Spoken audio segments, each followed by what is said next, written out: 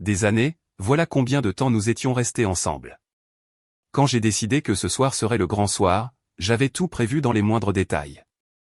La réservation chez l'Ambroisie, le genre d'endroit où il faut réserver 2 mois à l'avance et où une simple entrée coûte plus cher que le budget course mensuel de la plupart des gens, la table privée dans un coin discret, le champagne déjà au frais, et dans la poche de ma veste, un petit écrin en velours qui représentait 6 mois d'heures supplémentaires et de projets en freelance le week-end. Je suis arrivé en avance, j'ai vérifié avec le maître d'hôtel que tout était parfait. Quand elle est entrée, toutes les têtes se sont tournées, elle avait cet effet-là. Une robe de créateur, une coiffure impeccable, ce sourire plein d'assurance qu'elle portait comme une armure. Elle m'a embrassé sur la joue sans me regarder, scrutant déjà la salle pour voir qui pourrait la reconnaître. Cet endroit est magnifique, a-t-elle dit en sortant son téléphone avant même de s'asseoir, mes abonnés vont adorer. Je l'ai regardé ajuster l'angle du téléphone, prendre des photos de la table, de la carte des vins, de tout sauf de moi. Le serveur est arrivé, elle a commandé sans lever les yeux de son écran, puis s'est remise à taper immédiatement. Alors, je pensais à quelque chose, j'ai commencé en essayant de nous diriger vers une vraie conversation. Attends, bébé, je poste la story. Ses doigts glissaient sur l'écran. Tape, tape, tape. Elle a ri de quelque chose, m'a montré son téléphone. Regarde, j'ai déjà 500 vues. Le serveur a apporté nos entrées. Elle les a photographiées sous 3 angles différents avant de prendre une bouchée. Puis son téléphone a vibré.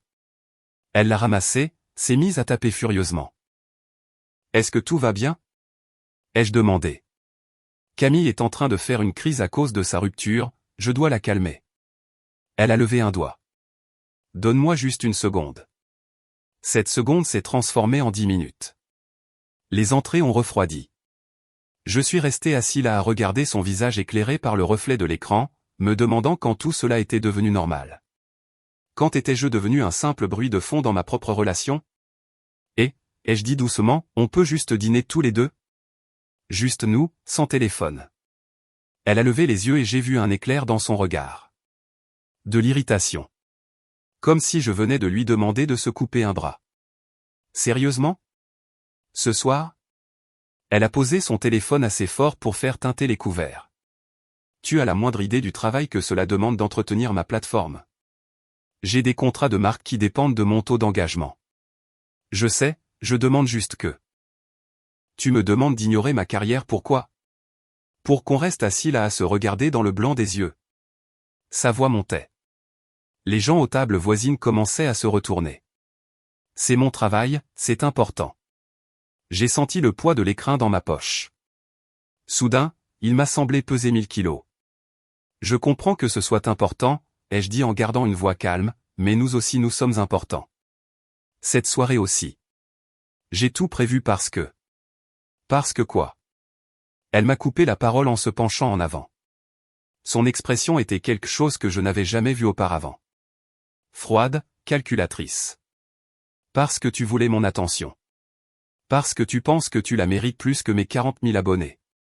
Le restaurant est devenu très silencieux d'un coup.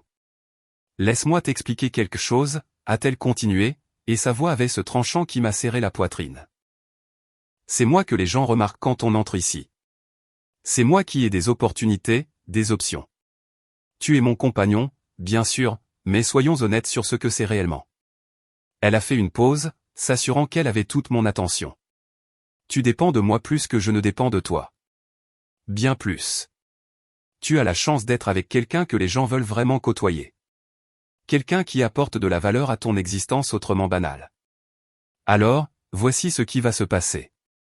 Tu vas te tenir correctement, payer cette addition comme le petit ami solidaire que tu as accepté d'être et arrêter d'agir comme si tes besoins comptaient plus que ma carrière. Ou alors, elle a repris son téléphone en le secouant légèrement, ou alors je trouverai quelqu'un d'autre qui comprend vraiment ce que cela signifie d'être avec quelqu'un comme moi. Quelqu'un qui comprend qu'être mon pilier est la meilleure chose qui lui arrivera jamais. À toi de choisir. Elle a souri, puis a pris son verre de vin, buvant une gorgée comme si elle n'allait pas de faire exploser une bombe lors de notre dîner d'anniversaire. Je n'ai rien dit, je ne pouvais pas. L'écrin me brûlait la poche. Chaque mot que j'avais prévu de dire, chaque vision que j'avais eue de cette nuit venait de se dissoudre. J'ai capté le regard du serveur. L'addition, s'il vous plaît. Elle s'est remise sur son téléphone, supposant que la conversation était terminée. Supposant qu'elle avait gagné, supposant que j'avais retenu la leçon et que je rentrerais dans le rang comme je le faisais toujours. J'ai payé la note, laissé un bon pourboire, je l'ai aidé à mettre son manteau et je l'ai ramené chez nous dans un silence complet. Elle a pris ce silence pour de la bouderie, pour une acceptation de ma place. Elle n'avait aucune idée de ce que c'était réellement. Le trajet jusqu'à l'appartement a duré 23 minutes de silence absolu. Elle les a passées à faire défiler les commentaires sur ses publications, riant occasionnellement de ce que quelqu'un disait. À un feu rouge, elle m'a jeté un coup d'œil. « Tu ne vas pas faire la tête toute la nuit, quand même ?» Je n'ai pas répondu, gardant les yeux fixés sur la route. Elle a soupiré de manière dramatique. « C'est ça, fais ton gamin. » Quand nous sommes arrivés dans l'appartement de luxe du 16e arrondissement, elle a jeté ses talons dans l'entrée et s'est dirigée directement vers la chambre, toujours collée à son téléphone. « Je suis épuisé, ne me réveille pas tôt demain, j'ai un brunch à 11 heures. » Je suis resté dans le salon à l'écouter se préparer pour le lit, l'eau qui coulait, sa routine de soins, les notifications de son téléphone qui continuaient de tinter même quand elle s'est installée sous la couette. En moins de 20 minutes, j'ai entendu sa respiration changer, elle dormait. Je me suis assis sur le canapé et j'ai enfin sorti l'écran, je l'ai ouvert. Le diamant captait les lumières de Paris à travers les baies vitrées. 3 carats, une monture en platine, exactement ce qu'elle m'avait montré dans un magazine 6 mois plus tôt, mentionnant nonchalamment que c'était le genre de bague dont une fille rêve. J'avais travaillé tous les week-ends depuis lors, accepté des projets supplémentaires, sauté des déjeuners pour économiser. Tout cela pour ce moment qui n'avait jamais eu lieu. J'ai refermé la boîte, je l'ai posée sur la table basse, et j'ai commencé à réfléchir avec cette clarté qui ne vient qu'à 3 heures du matin quand tout votre avenir vient de changer de direction. L'appartement, a mon nom sur le bail. Je l'avais signé il y a 2 ans quand nous avions décidé d'emménager ensemble. Elle l'avait choisi, décoré, rempli de meubles qui coûtaient plus cher que ma première voiture. J'avais tout payé. Le Range Rover dans le parking, immatriculé au nom de ma société, l'assurance à mon nom. Elle le conduisait comme s'il était à elle, mais légalement, il ne l'était pas. Son forfait téléphonique, ses cartes de crédit, son abonnement à la salle de sport, ses services de streaming, tout son style de vie. J'ai sorti mon ordinateur portable et j'ai commencé à faire une liste. Chaque chose qui portait mon nom, mon argent, mon autorisation. La liste était plus longue que ce à quoi je m'attendais. Au moment où le soleil commençait à se lever, j'avais une image complète de combien son monde n'existait que parce que je le maintenais à bout de bras. Elle m'avait appelé son système de soutien, elle n'avait aucune idée d'à quel point c'était exact. À 5 heures du matin, j'ai fait un seul sac, des vêtements pour une semaine, mon ordinateur, mes documents importants. Le reste pouvait attendre. J'ai jeté un dernier regard à la chambre où elle dormait encore paisiblement, ignorant totalement que son existence entière était sur le point de basculer. J'ai pris l'écrin sur la table basse. Mon premier arrêt a été la bijouterie de la place Vendôme où je l'avais acheté. Il n'ouvrait pas avant 10 heures. Alors, je suis resté assis dans ma voiture sur le parking à regarder le soleil se lever, en passant des coups de téléphone.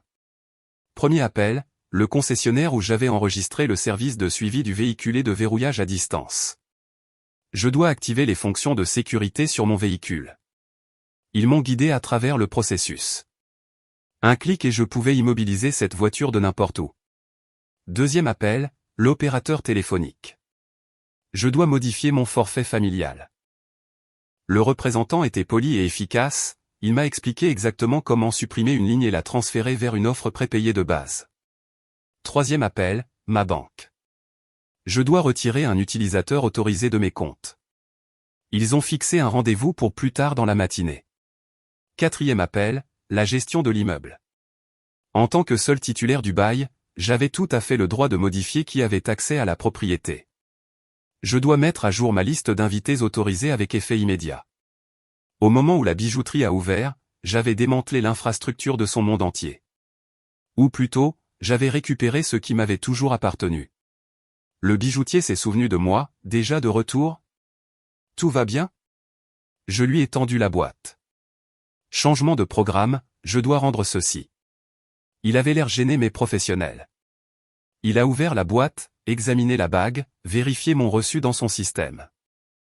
Notre politique de retour est de 30 jours, et vous êtes largement dans les temps, je peux procéder à un remboursement complet. L'argent est arrivé sur mon compte 20 minutes plus tard. Chaque centime que j'avais économisé était de retour là où il devait être. Je suis resté assis dans ma voiture à regarder le solde sur mon téléphone. Ce n'était pas de l'argent de vengeance, c'était de l'argent de liberté. J'ai regardé ma montre. Elle allait bientôt se réveiller. Elle allait probablement chercher son téléphone, vérifier ses notifications, planifier sa journée. Une journée qui allait se passer très différemment de ce qu'elle attendait. J'ai envoyé un SMS à la réception de l'immeuble. Veuillez livrer les articles préparés à mon appartement à midi. Puis j'ai éteint mon téléphone et j'ai conduit jusqu'à un café à l'autre bout de la ville. J'ai commandé un petit déjeuner, j'ai mangé lentement.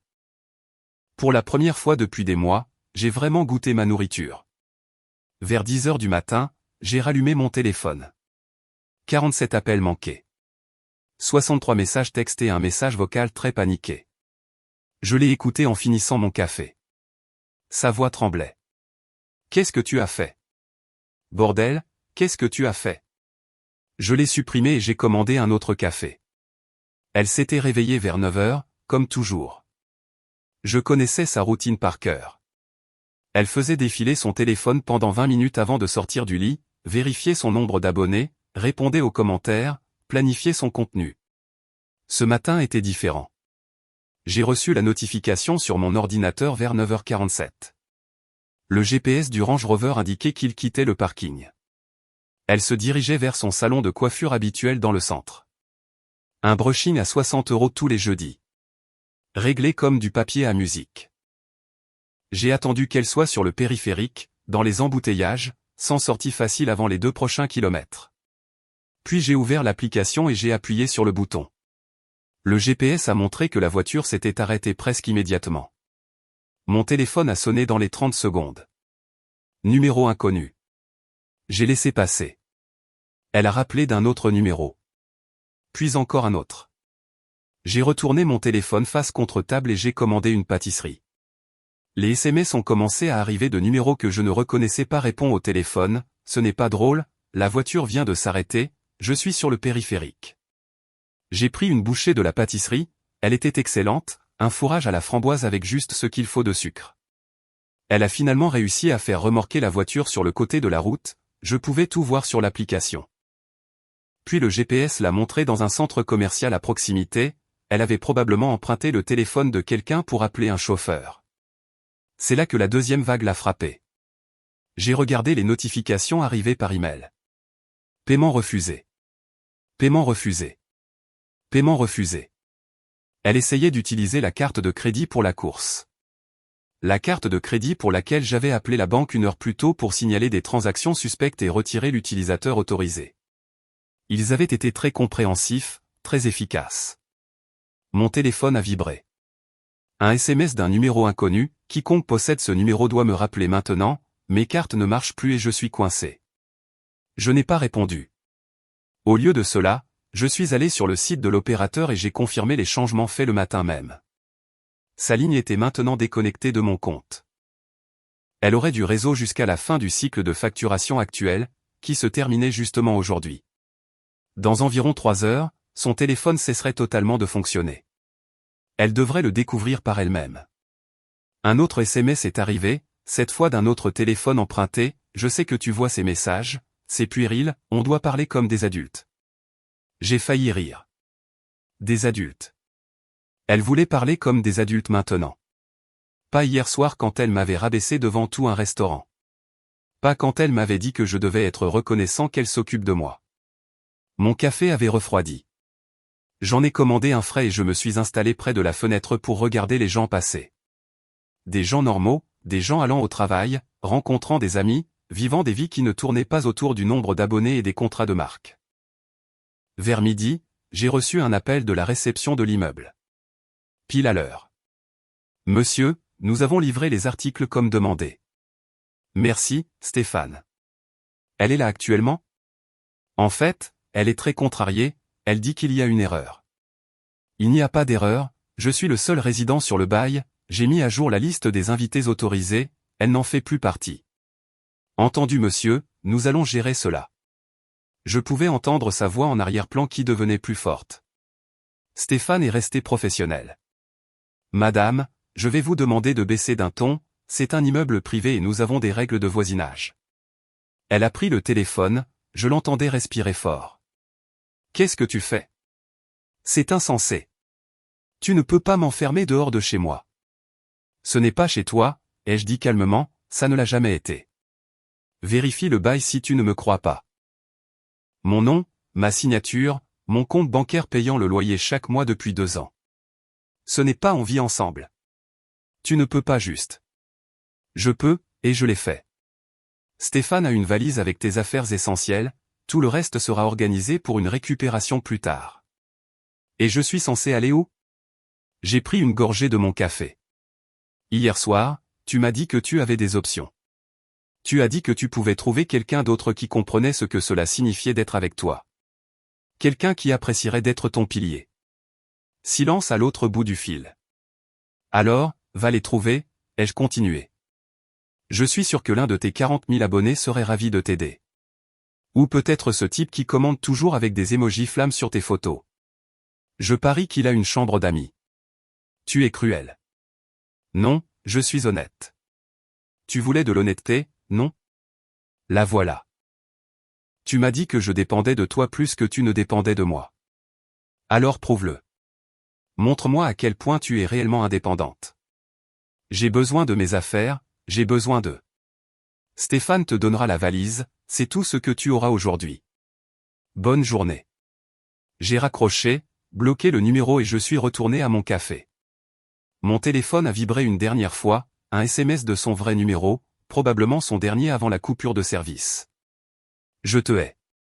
J'ai fini mon café, laissé un pourboire généreux et je suis sorti sous le soleil. Pour la première fois en 4 ans, je n'avais absolument rien de prévu, personne à qui rendre des comptes, aucun style de vie à financer. Aucune performance à assurer, juste moi et tout un après-midi de liberté. J'ai passé l'après-midi à faire quelque chose que je n'avais pas fait depuis des années. Je suis allé dans une librairie, j'ai flâné pendant 1 heure, j'ai acheté 3 romans que je voulais lire. Puis je suis allé au cinéma, en plein milieu de la journée, la salle était presque vide, personne ne parlait ou ne vérifiait son téléphone toutes les 5 minutes. Quand j'ai finalement regardé mon téléphone vers 18 heures, j'avais des messages de personnes dont je n'avais pas eu de nouvelles depuis longtemps. Ses amis. Enfin, des gens que je pensais être ses amis. Camille, qu'est-ce qui se passe? Elle poste des trucs bizarres et harcèle tout le monde au téléphone. Nora, elle a dit que vous aviez rompu? Elle dort chez Camille mais elle a l'air vraiment mal. Je n'ai répondu à aucune d'elles. Qui avait-il à dire? Mais j'étais curieux de voir ses publications cryptiques, alors j'ai vérifié ses réseaux sociaux. Je ne m'étais pas désabonné, je ne l'avais pas bloqué là-bas, je voulais voir comment elle allait tourner l'histoire. Sa dernière publication était une photo d'hier soir, nous deux au restaurant Pristo dans la soirée avant que tout ne dérape. Elle l'avait légendé ainsi, parfois, les personnes en qui vous avez le plus confiance vous montrent leur vrai visage. Le cœur brisé mais reconnaissante pour la leçon. Emoji cœur brisé. Les commentaires étaient exactement ce à quoi on pouvait s'attendre. Des centaines d'abonnés lui disant qu'elle méritait mieux, que celui qui lui avait fait du mal n'en valait pas la peine, qu'elle était une reine. Mais j'ai remarqué d'autres commentaires, pas aussi sympathiques. Meuf, tu n'as pas posté hier que ton mec t'avait emmené dîner dans un resto de luxe? Qu'est-ce qui s'est passé en 24 heures? Attends, il t'offre un dîner chic et maintenant tu as le cœur brisé. Je ne comprends pas. C'est flou, qu'est-ce qui s'est réellement passé? Elle ne répondait pas à cela, aimant seulement ceux qui soutenaient son récit. Puis j'ai vu un commentaire d'un certain Marc, si c'est lui qui payait pour tout ce que tu postes, réfléchis peut-être à pourquoi il est parti avant de jouer la victime. Ce commentaire a été supprimé en quelques minutes. Mais je l'avais vu. Mon téléphone a sonné. Camille. J'ai répondu 7 fois. Bon, bordel, qu'est-ce qui s'est passé? Elle n'avait pas l'air en colère, elle avait l'air perdue. Elle a débarqué chez moi cet après-midi avec une seule valise, en pleurs, disant que tu l'avais mise dehors, annulé ses cartes et détruit sa vie. Est-ce qu'elle t'a dit ce qui s'est passé au dîner hier soir? Elle a dit que vous vous étiez disputé à cause de son téléphone. C'est une façon de voir les choses. Camille a soupiré. Écoute, je la connais depuis 5 ans. Je l'adore, mais je ne suis pas stupide. Elle mène un certain train de vie. Je me suis toujours demandé comment elle se le payait puisqu'elle n'a pas vraiment de boulot traditionnel. Elle ne se le payait pas, c'est moi qui le faisais. Enfin, qui le faisait? Ouais, je commence à comprendre. Il y a eu un silence. Elle m'a dit qu'elle devait rester ici un moment. Combien de temps? Ça, c'est entre elle et toi, ce n'est plus mon problème. C'est juste.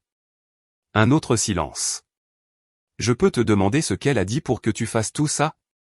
Parce que c'est une réaction nucléaire, là. Je lui ai répété mot pour mot chaque phrase dite au restaurant. Camille est restée silencieuse un long moment. Oh. Oh, waouh. Ouais.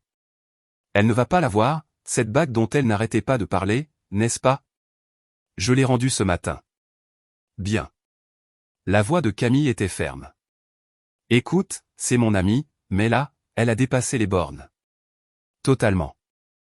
Elle peut rester sur mon canapé une semaine, peut-être 2, mais je ne tiens pas un hôtel ici, et je ne vais certainement pas financer son train de vie non plus. J'apprécie que tu me dises ça. Une dernière chose, a dit Camille, ce type qui commande toujours ses posts, Sébastien je ne sais quoi. Elle lui envoie des messages depuis tout l'après-midi. Je suis presque sûr qu'elle essaie déjà de trouver son prochain point de chute. Bonne chance à lui. Camille a ri, mais ce n'était pas un rire joyeux. Je lui donne 3 jours avant qu'il comprenne ce que tu sais déjà. Bref, je dois y aller, elle fait une crise parce que son forfait mobile vient d'être coupé. Pile à l'heure. J'ai raccroché et je suis resté là 1 minute à digérer l'information. Elle essayait déjà de trouver un remplaçant, alignant déjà la prochaine personne pour financer sa vie. Une partie de moi avait de la peine pour ce Sébastien, qui qu'il soit. Mais surtout, j'étais soulagé que ce ne soit plus mon problème. Ce soir-là, je suis retourné à l'appartement. Notre appartement. Mon appartement. L'espace semblait différent maintenant. Plus grand, plus calme. J'ai traversé chaque pièce, remarquant des choses que je ne voyais plus. Les coussins hors de prix qui coûtaient plus cher qu'ils n'en avaient le droit. Les œuvres d'art qu'elle avait imposées et que je n'avais jamais aimées. Les livres de table basse qui n'étaient là que pour la frime. J'ai commencé à faire une liste de ce qui était réellement à moi par opposition à ce qui était à elle. Il s'est avéré que la plupart des choses tape à accent grave l'œil étaient à elle. Les choses qui comptaient, le canapé confortable, la bonne télé, l'équipement de cuisine que j'utilisais vraiment, tout cela était à moi. J'ai commandé à manger dans un endroit que j'aimais mais qu'elle avait toujours refusé parce que ce n'était pas assez instagrammable. J'ai mangé directement dans la boîte en regardant un match de foot dont elle s'était toujours plainte. Mon téléphone a vibré. Un SMS d'un numéro inconnu, c'est tellement injuste. Je t'ai donné 4 ans. Tu me dois plus que ça. J'ai fixé ce message pendant 1 minute entière. Puis j'ai tapé, tu as raison. Je te dois quelque chose. Je te dois l'honnêteté. Alors la voici. Tu m'as donné 4 ans à être ton distributeur automatique, ton photographe, ton public et ton plan de secours. Je t'ai donné 4 ans à penser que c'était ça, l'amour. Nous sommes quittes maintenant. Ne me contacte plus jamais. J'ai bloqué le numéro. Puis, je me suis versé un verre, j'ai mis mes pieds sur la table et j'ai profité du silence. 2 semaines ont passé. Je n'ai pas eu de nouvelles d'elle directement, mais j'en ai entendu parler. Camille m'a envoyé un message une fois pour dire qu'elle était partie de chez elle après 6 jours parce qu'il fallait établir des limites. Apparemment, attendre de quelqu'un qu'il participe aux courses quand il dort sur votre canapé était un manque de soutien pendant une crise. J'ai aussi appris par Nora que l'affaire Sébastien avait échoué de manière spectaculaire. Il s'est avéré qu'il avait 24 ans, travaillait comme coach sportif et vivait en colocation. Il était ravi de l'emmener dîner 2 fois, jusqu'à ce qu'elle suggère qu'il l'aide à trouver un nouveau logement et paie peut-être sa facture de téléphone. Il a arrêté de répondre à ses messages après ça. Sa présence sur les réseaux sociaux a changé aussi. Les publications étaient moins fréquentes. Les légendes devenaient plus floues. L'engagement a chuté. Il s'avère que quand on ne peut plus s'offrir le style de vie que l'on affiche, le contenu devient vite périmé. Moi, en revanche, j'allais très bien. Mieux que bien, en fait. J'avais pris l'argent que je dépensais pour son train de vie et je l'avais investi en moi-même.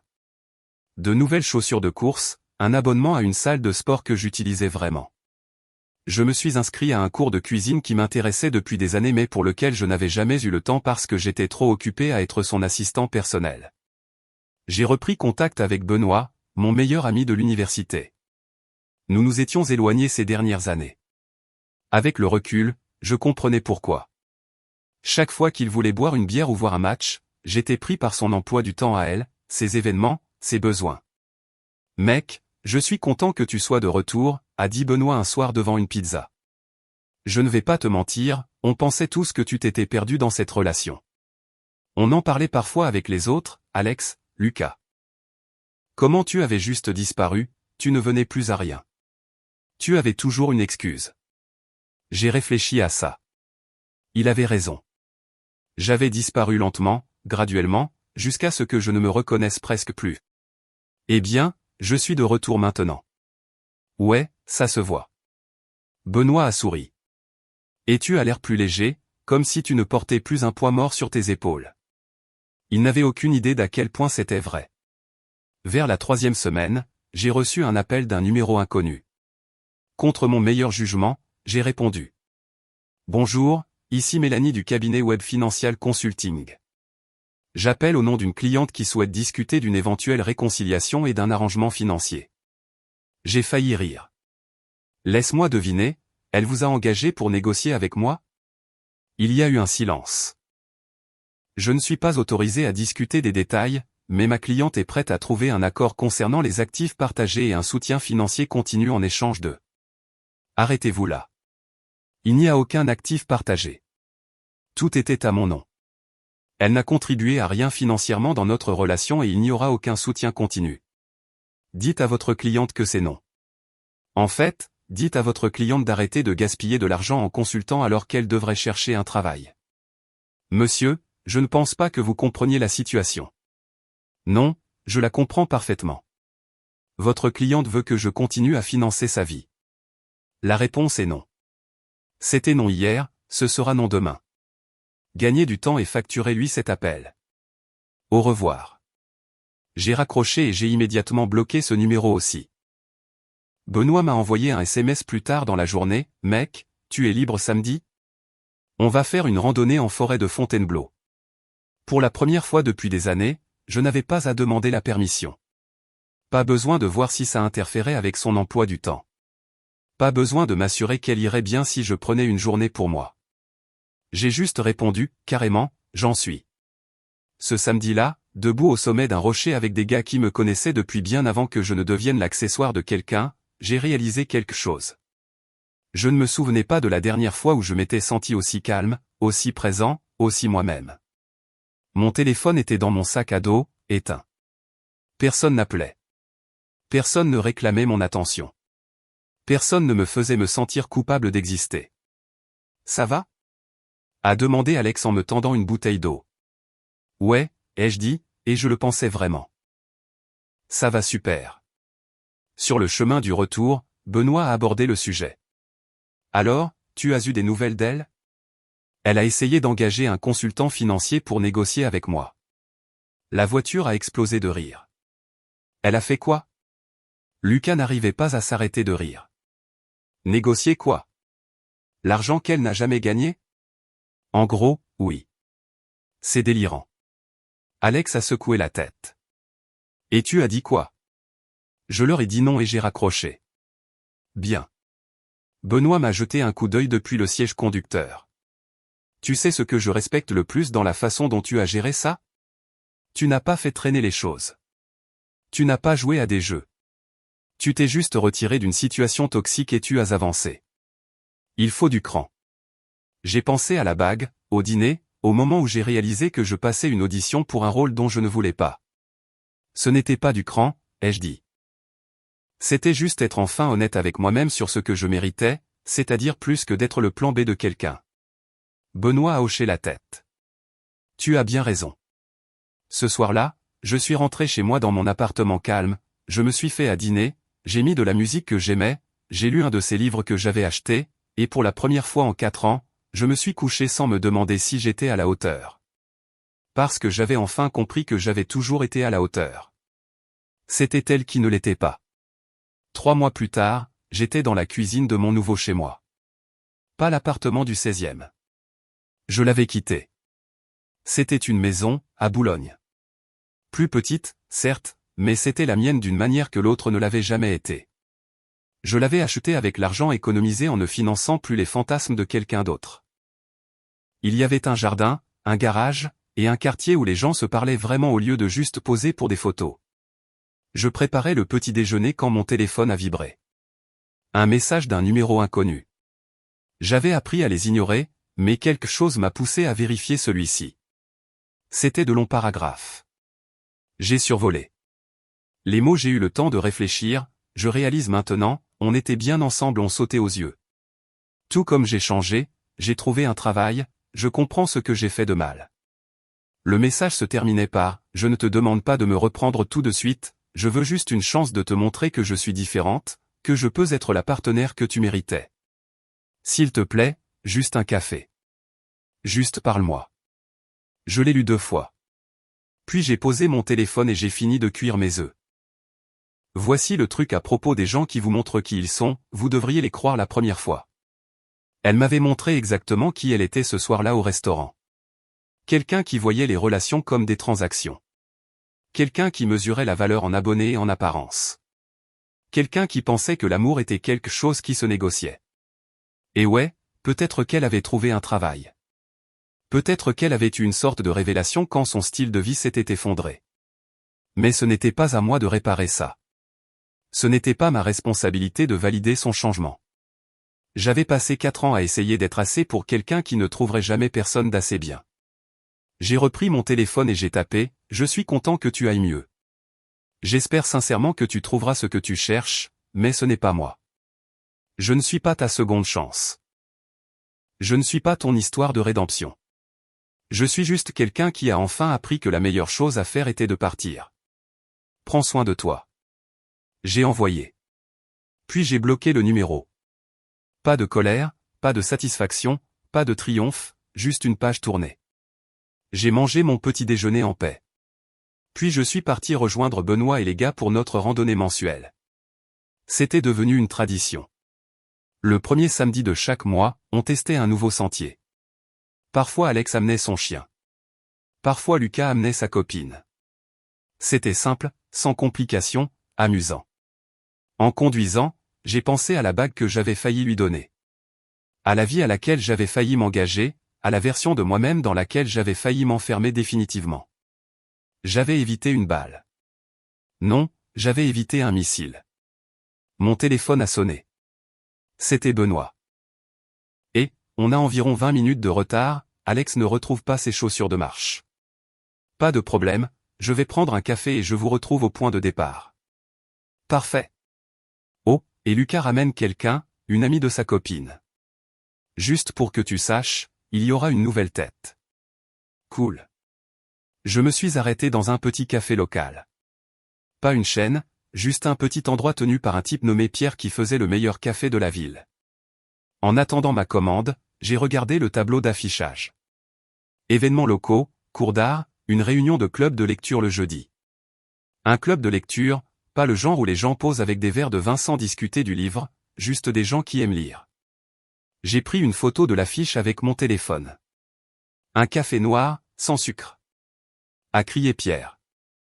J'ai pris mon café, laissé un pourboire et je me suis dirigé vers ma voiture. La matinée était claire, la température parfaite. Je n'avais nulle part où être, sauf exactement là où j'avais envie d'être. Quand je suis arrivé au point de départ du sentier, tout le monde était déjà là. Benoît m'a fait signe. Le voilà. Les gars, vous vous souvenez de mon pote qui a rejoint le monde des vivants? Alex a souri. La légende en personne. La copine de Lucas, Clara, a souri. Ravi de te revoir. Je te présente mon amie Clara. Elle vient de s'installer ici, elle arrive de Lyon. Clara portait des chaussures de marche pratiques et un sweat d'une course caritative. Pas de maquillage, pas de téléphone à la main. Elle m'a serré la main avec fermeté. Ravi de te rencontrer. De même. Nous avons commencé à monter le sentier. La conversation coulait naturellement. Clara était drôle, posait de bonnes questions, écoutait vraiment les réponses. À un moment, elle a mentionné son travail de graphiste et les défis du freelance. On dirait que tu construis quelque chose de solide, ai-je dit. Je préfère construire lentement et garder mon indépendance plutôt que de faire des compromis pour de l'argent facile. J'ai hoché la tête. Je respecte ça. Nous avons marché pendant 3 heures. Quand nous sommes revenus au parking, tout le monde prévoyait de déjeuner ensemble. Tu viens ? A demandé Benoît. J'ai regardé ma montre. Ouais, j'en suis. Alors que nous nous suivions en voiture vers le restaurant, je me suis surpris à sourire. Pas à cause de Clara spécifiquement, même si elle avait l'air sympa. Juste parce que c'était ça, ma vie maintenant. Des plans spontanés avec de vrais amis. Aucune performance requise. Personne à qui rendre des comptes. Personne ne mesurant ma valeur par ce que je pouvais fournir. Au déjeuner, Clara a mentionné le club de lecture que j'avais vu sur l'affiche. Oh, tu l'as vu aussi ? Je pensais y aller. Ouais, j'irai peut-être faire un tour. On devrait y aller tous les deux, ce sera moins intimidant pour une première fois. Ça marche. Après le déjeuner, je suis rentré dans ma maison avec son jardin, son garage et ses voisins qui me faisaient signe. Je me suis fait à dîner, j'ai regardé ce que je voulais, je me suis couché tôt parce que j'avais du travail le lendemain et que j'avais envie d'être en forme. Avant de m'endormir, j'ai repensé à ce message qu'elle m'avait envoyé.